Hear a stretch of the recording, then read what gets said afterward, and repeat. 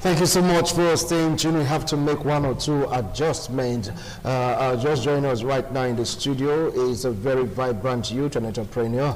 Join me to welcome a seasoned political analyst, Fares Okbere. Fares, welcome to TMI Sunday's edition. It's been a while. Thank you for having me. All right. Not to worry. Later on, Sosa will be joining us to really talk more on this particular discourse. Well, a brief correction, though he made the correction, yes, he's no longer a PDP stalwart. I really want to re-emphasize on that, okay?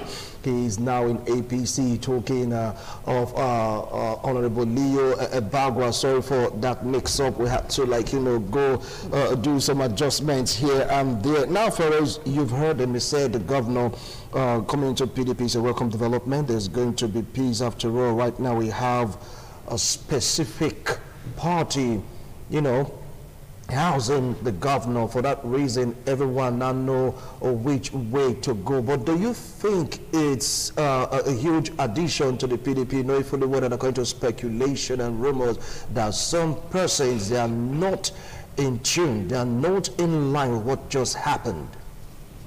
Well, I don't know about those people who are not in tune, but a majority of the members of the PDP right now, they are happy. They're elated that the governor has come to join the party, because Governor Obaseki is someone that has done very well in terms of, if you rate his kind of governance and what he has brought in terms of infrastructure and all of that, you see that people are generally happy and excited that he has joined the PDP, because when the APC orchestrated, I don't know how to call it, what they did in terms of screening. I don't know what term to use on that kind of screening that they did and screened the governor. A lot of people are not happy. And seeing that the governor has come into a party and is going to contest election, people are happy and they want him and they want to give him a second term. You said people are happy because of the kind of screening your party right now met on the governor. Unhappy. Unhappy about it because the governor talked about not having a fair hearing, talked about being witch-hunted, so to speak, in his former party, talking about the APC. Take it up from there. Most of the baggages that the governor has taken to PDP was also brought upon him by PDP. However, it will interest you to know that he also started this issue of violence, and with the wisdom of the APC leaders. The governor started the issue of violence in what ways, in what terms? Okay, let me clear you on because that. Many will refuse that. Okay, when Pastor Osagie Ezeyam, a member of PDP, decided to leave that party and join APC, you know, there was so much hullabaloo, like you are not accepted, you can't come in, you are not from this party, we will not accept you. There is a committee to receive people into a party. I was shocked in the sense that this is a political party, and Nigerian Constitution says you have a right to associate at any given time at any gathering, right of association. And on that note, you can understand that since then, there have been this issue of violence one way or the other. You were aware cars were burned, some certain persons were bound not to enter Edo State, even as long as there are even sons and daughters of Edo State, they were told not to come in. And at the end of the day, you know, the party on their wisdom also felt that, okay, it's time for the primaries, let's screen both parties, and on their own, they did their screening, and you know, they found what they found, and a decision was taken. Do you see, the decision to screen the governor is not a one-man show. It's a constitutional affair, in the sense that any time you are seeking an appointment at any given time in any place, you must present your credentials. And this happens in 2016, where the then chairman of the PDP, Danobi, complained that there are issues with his credentials. And this time, APC actually sit down and say, well, let's see. And they found one or two discrepancies. And on that note, they said, okay, they took their decision. And they also told him, you have a right to appeal. Of course, he has a right to appeal, but also bear in mind that the normal academic level you need to govern this country, even the state, is just a secondary school certificate. So for me, that doesn't bar him from not contesting as the governor of the state. But however, it depends on the document which he presented above that. So that's where the issue is. So being that is me, as at now, I'm confident that there's going to be peace before, during, and after, because I see the party that have come to rescue him now, PDP. It's not a violent party. These are parties of leaders. These are parties where they talk to people and people will understand. So my appeal to them is to begin to set up a machinery, or rather a committee, to rehabilitate this group of persons who are coming in with the idea of, you know, this khaki thing, I must, you know, carrying that 3D. It's either I do or die or destroy. You know, they should let them know that that 3D is out of politics, because what is the issue now? The good thing about the whole thing now is that it's no longer about the political party. Okay. It's no longer APC, it's no longer PDP. If you say PDP, been there, done that. If you say APC, been there, done that. So both guys have now been in both parties. Now it's personalities. Okay. Speaking to issues. I will come to personalities and speaking to issues. Now, in the year 2016, like you rightly said, your party fingered that same thing that the APC National Working Committee fingered, and the governor was disqualified. Now, do you mean that your party is going back on its word? That same certificate issue, because I remember clearly that the former chairman of PDP Edo State, Chief Dan Obi, raised that issue. What has changed? Well, in 2016, the PDP raised that issue and they challenged it in court. We didn't just raise the issue, we raised the issue and then we challenged it in court. And then when we challenged it in court, we found out that the case had no merit, and then we had to withdraw the case.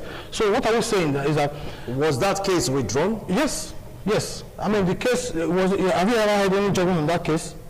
We pursued the case, and there was no merit, and then we withdrew the case, and that's it. And the governor's credentials are there for everybody to see. Just yesterday, the NYSC, we saw the letter from NYSC where they corrected the abnormality in the spelling of his name. What the APC, if not being orchestrated, the whole process not being orchestrated by someone who have his own personal agenda, his own personal issues with the governor, trying to manipulate the process. Because if they were sincere and fair, all they needed to have done was to go to NYSC and ask NYSC to explain discrepancies in the name, or ask the governor to swear an affidavit to cover for the wrong spelling of his name. That's all. You know, but because there's someone who is behind the scene, who is pulling the strings, they did what they did, and that's even not something we should be discussing anymore, because the governor has moved on. His credentials are there for everyone to see. We all know, you know, this is a man that has reached the pinnacle of his career in finance and business. We all know him as someone that has revolutionized education in Edo State. We know him as someone that has redefined governance. You know, governance before in Edo State it was for a few cabals. Now people feel the sense of governance. People now know that nobody can come to the market anymore these days to harass them for revenue. People know that bondholders know that people cannot come, nobody can come in the name of government power to harass and intimidate them. Things have changed, and what those who do not like progress in Edo State, those who do not like seeing Edo State move forward want is to drag us to the days where our streets will be taken over by admirals. Communities, people will be afraid to invest in communities because touts and land grabbers have taken over virtually all the communities in Edo South and part of Edo Central. You know, so what the government has brought in, no other person right now can challenge it. What the APC is challenging the government, all those form whatever they form to fight the governor, whatever association they form, APM, what you call it, to fight the governor, they can't raise issues of the governor's performance. When you try to argue on the performance of the governor, they have nothing to say. All they keep saying is that the governor has not shared money, that the governor has not taken care of party leaders. You know, nobody is talking about in terms of governance. Has this man done well? That's what Edo people want to know, and that's what will define who Edo people will elect in this coming election. All right, I will come back to you, Farais. Now, let's take a look at your parties. Like, all is not well in the APC. According to reports, we are having injunctions, counter-injunction, restraints, counter-restraint. You get to see 3 national chairmen emerging within 24 hours. Well, like saying that this topsy-turvy situation may lead to the APC losing Edo State. Whatever say about that? Whatever that is playing out in the national body. I put in mind also, have it in mind also that INEC said they're not going to shift the goalposts. They won't shift the duration of time. What the time specifically given by INEC, do you think they can resolve all this? I repeat, whatever is going on in the national body of the APC has nothing to do with what is on ground here in Edo State. The power talks over there, this is democracy, and thank God they are not using violence. They are using the law, and they are speaking to issues. And persons who are expected to be in those positions are taking charge, and the courts are there for them to lay their grievances. The truth of the matter is that here in Edo State, we already know that there is a fourth-line aspirant, and which every person knows his pedigree. We don't need to sell him. He's a marketable product. And let me also tell you, Wilson, you see, you know that in 2016, if not, but I think by now, PDP, they are relief. Relief in the sense that, what they won has actually come back to them without putting up a fight. Because it was clear then that, how the election went. Just that I don't want to begin to mention names or begin to recall issues. Edo people know their man. They know who they want. They know who they want to govern them. They know the pedigree, and they also know those that will develop this state. You see, what is about governance? Accessibility. When you are accessible, then productivity. You can provide infrastructure, and the third one is you'll be able to put food in the table of the people. So you can understand that within the past few years, you can see the hardship in the state, orchestrated by the governor and his cronies. But however, I'm telling you today that whatever issues that is playing out in the national body of APC has nothing to do with what is on ground here in Edo State. Bearing in mind that the aspirants will be going on primaries tomorrow, and a candidate will emerge. And once a candidate emerges, then everybody will close ranks. Once the ranks are closed, then we are good to go. Okay, I will come back to you because they have issues also in Edo State, because the chairman of particular local government says that national chairman remains suspended, while other daily talked about 17 out of 27 lifted the suspension. You see the topsy-turvy situation right now that the APC is in, and someone said everything done within, or will I say that the period that Comrade Adams Aliu Shomole was the national chairman is null and of course void. Don't forget also about the court injunction. Just hold on, you react to that. Now let me come to you, Farais of the PDP. Now, there are reports that some aspirants in your party, they are disgruntled about this whole arrangement. There's this other speculation that one said he just cannot, him being a landlord, allow a tenant to displace him. It's not talking about imposition. For that reason, they may not work in total with the big fish right now. been welcomed by your party, the PDP, talking about the governor of Edo State? I don't know about the aspirants that are disgruntled. I've not heard any aspirant come out openly to say he was not happy with the governor joining the party. So I really don't know who that particular aspirant is. But one thing I can tell you is that the members of the party, you know, the vast majority of the members of the party are happy that the governor has come to join the PDP. And of course, there will be one or two dissenting voices, and that's the beauty of democracy. That's the beauty of politics. You know, you can't have 100% on one side. Sometimes a minority will have their say, but the majority will have their way.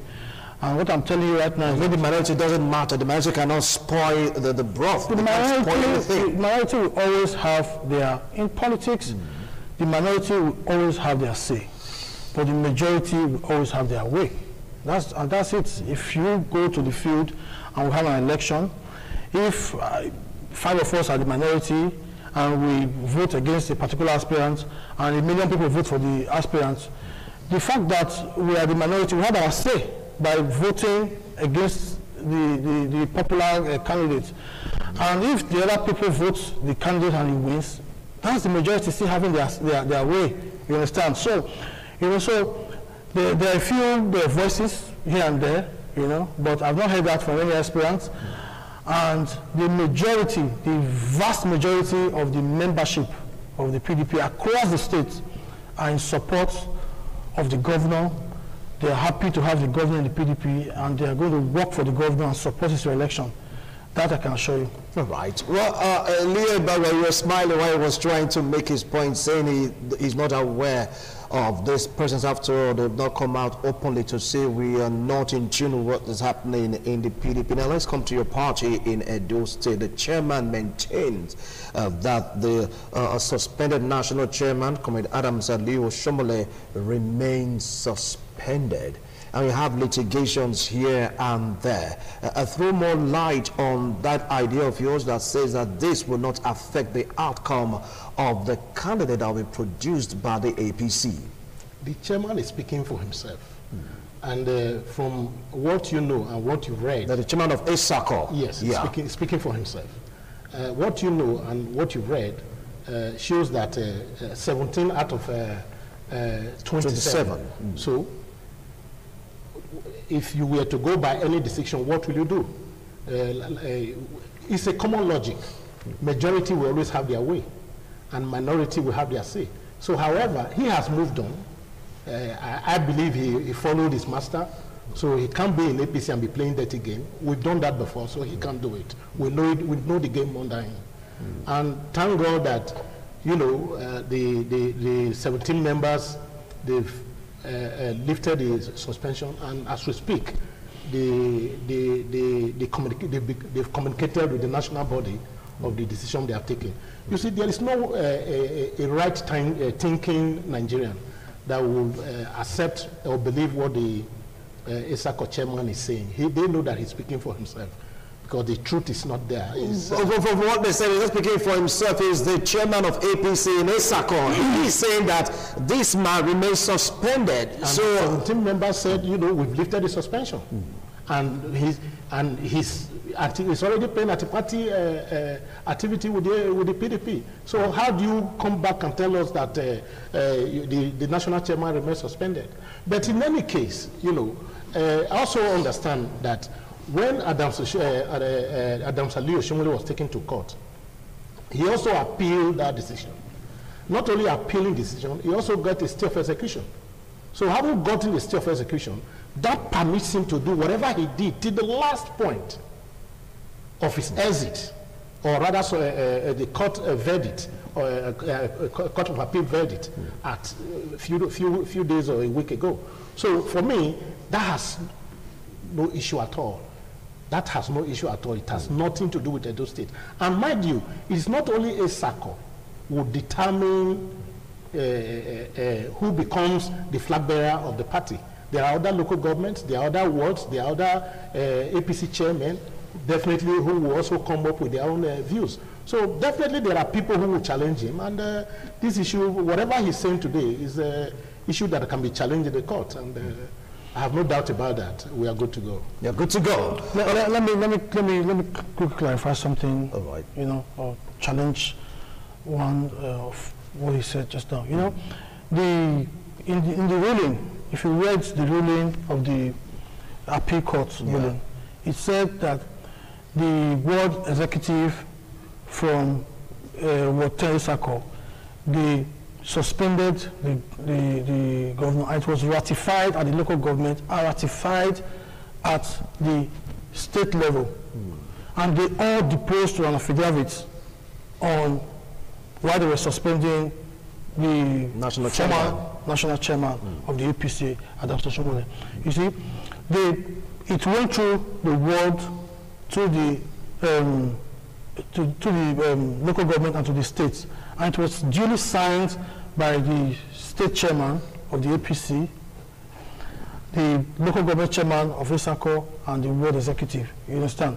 And the same people who signed all the way from the ward to the state level, who ratified that suspension, they are still there. They are indirectly being recognized by the court's judgment that removed the former chairman, Adams Oshomole, because if you are not telling us that the ward executive, they've lifted the suspension, who are the ward executives that lifted the suspension? Have there been a Congress to elect those people?